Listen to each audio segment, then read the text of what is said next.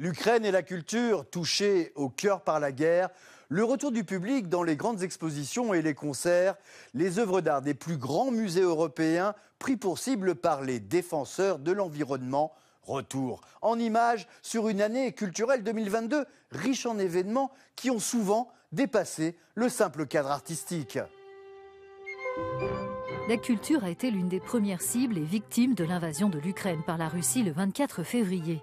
Mais on ne peut pas tuer l'art et la musique, et à peine 2 semaines après le début de la guerre, l'Orchestre classique de Kiev a offert à la population ukrainienne un concert d'espoir sur la place Maïdan, en plein cœur de la capitale de l'Ukraine. Au printemps, lors de la Biennale d'art de Venise, This is Ukraine, Defending Freedom a présenté une exposition militante intégrant plusieurs œuvres des plus grands artistes contemporains de la planète mobilisés contre la guerre. JR a déployé cette installation monumentale à Lviv. Je voulais que les avions russes voient sur qui ils tiraient tous les jours. Et c'est pour ça qu'on a ouvert une image de 45 mètres de long en plein cœur d'une ville. On ne peut pas la rater en survolant la ville. Et elle venait d'être bombardée la veille en fait.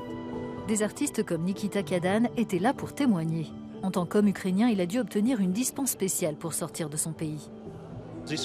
Cette installation comporte des preuves matérielles, mais aussi des fragments de missiles russes et des éléments de bâtiments en ruine de Kiev.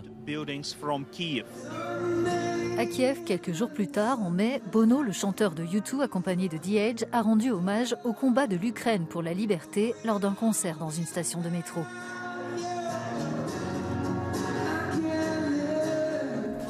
Les plus grands artistes du monde sont au chevet de l'Ukraine. En novembre, c'est Banksy qui s'est illustré dans la banlieue de Kiev en réalisant une série de graffitis dont il a le secret à la fois poétique et politique.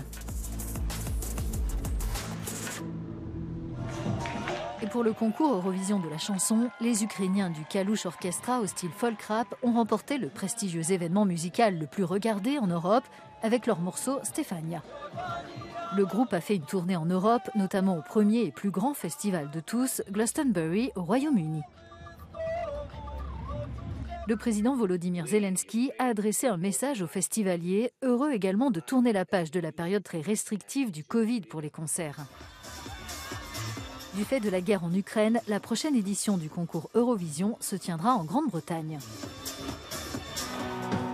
Et c'est inévitablement à Londres, à Hyde Park, que les T-Rex du rock ont célébré leur 60e anniversaire, sans Charlie Watts, décédé l'an dernier. Mick Jagger et Keith Richards étaient visiblement en pleine forme, malgré leurs près de 80 printemps.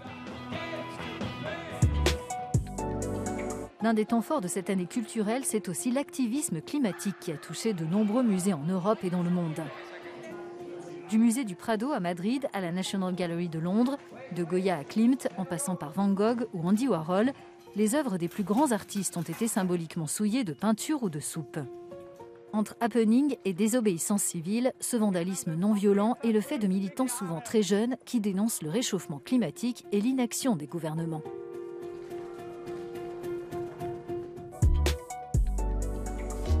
Cette année a aussi été marquée par une accélération de la reconnaissance du vol de nombreuses œuvres d'art par les puissances coloniales à travers le monde. L'Allemagne restituera en 2023 un grand nombre d'objets du Bénin et du Nigeria.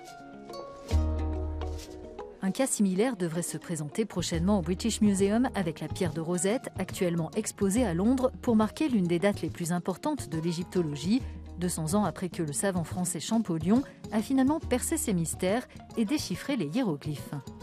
L'Égypte n'a jusqu'à présent formulé aucune demande officielle de restitution. La Grèce, quant à elle, a exigé que lui soient rendus les marbres des frontons du Parthénon de l'Acropole volés au début du XIXe siècle. Des discussions confidentielles ayant débuté l'an dernier entre Londres et Athènes, les deux parties ont annoncé début décembre un possible retour des trésors helléniques.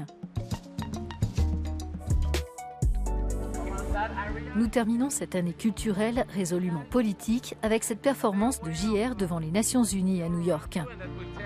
L'artiste voulait embrasser la cause de ces femmes iraniennes qui se sont coupées les cheveux en signe de protestation après l'assassinat de Mahsa Amini à la fin de l'été.